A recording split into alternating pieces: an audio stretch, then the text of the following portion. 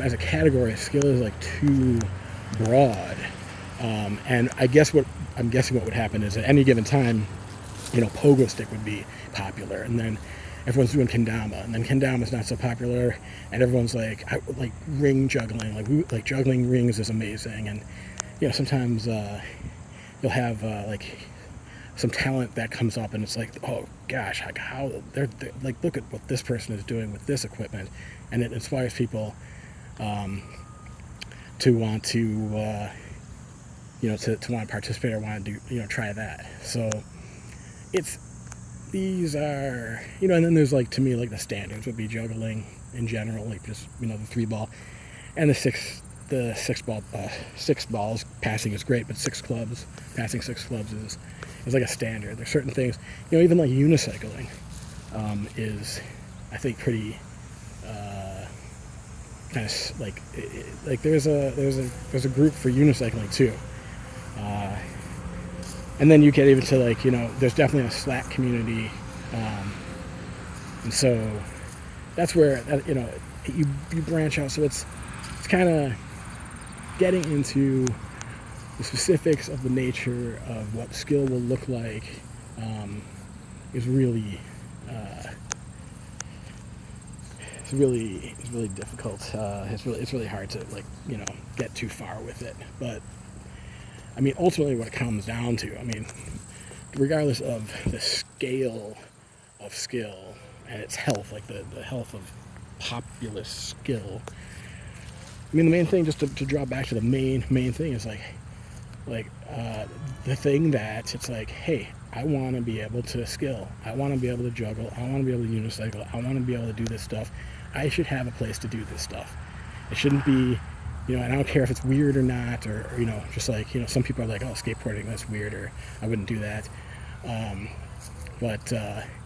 So it's not about that. It's just that I want a unicycle, and I there's got to be a place, and not just one probably, but multiple places where I live, where I can do these things, and it's sort of and then also, even in the different weather environments, and taking that into account. So year round, there should be a place that I can do these things, so that I can skill. There's that's just like anything else. Obviously, there's certain exceptions, inclement weather, or certain events or certain things that happen. But like, for the most part, for most of the year, there should be places where a person can, go to skill and have enough space to do 6 clubs passing with someone, and because that is a little bit of a demand on the environment. It really is. It really is a little bit of a demand. But that's what we should be able to do, we should be able to have that space. So that's what really skill space is about. And a place like this is just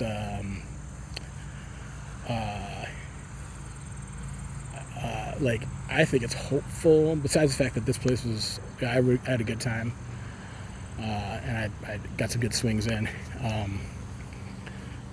So besides, it kind of gave me like a good feeling for like, hey, I want to do this video here instead of somewhere else, talking about this stuff. And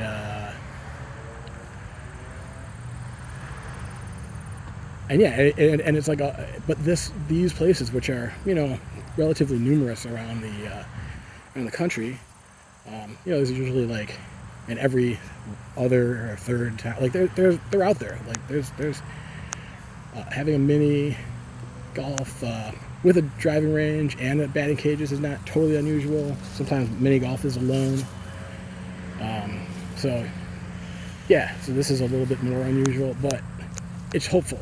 It's hopeful that people want to get out and skill, that that these places exist, and it's just another choice for how you want to spend your time, what kind of activity you want to do, and also self-improvement, and doing something that is you're learning about yourself, you're learning about a certain sort of technique, how to do a certain thing, an activity where you're you're engaged with the equipment that you're using.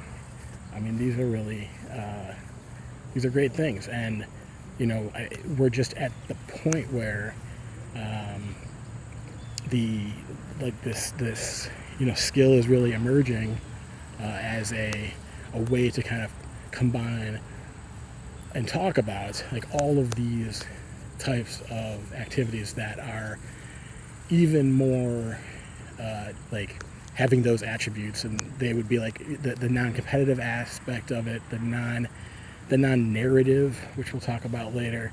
It's like juggling doesn't have a natural story to it. You're not telling anything. It's also non-performative, so you're not performing anything. It is a thing unto itself. Like, it is its own end. I mean, we'll get into that stuff, and it doesn't have in some way it doesn't have the a sort of use beyond itself, but it could go into performing, and there are other things you can do with juggling. You could use juggling while you're running. So you can have joggling, which is an event at the International Jugglers Association conventions. You could win the joggling competitions. I would say that due to the amount of people participating, the competition would not be so fierce. However, I don't want to downplay how the skill, the athleticism that's already there in that event. I'm just saying that if you were an extremely fast runner and you learn to juggle 3 balls while you're running, you probably could place pretty high. But I mean, just use it. So that's a way of combining two things together. Wow, this has gone on for way too long. It feels like it's gone on even longer than this. Wow, it just feels like. Maybe it's because it's very humid and it's somewhat pretty hot and humid out here. All right.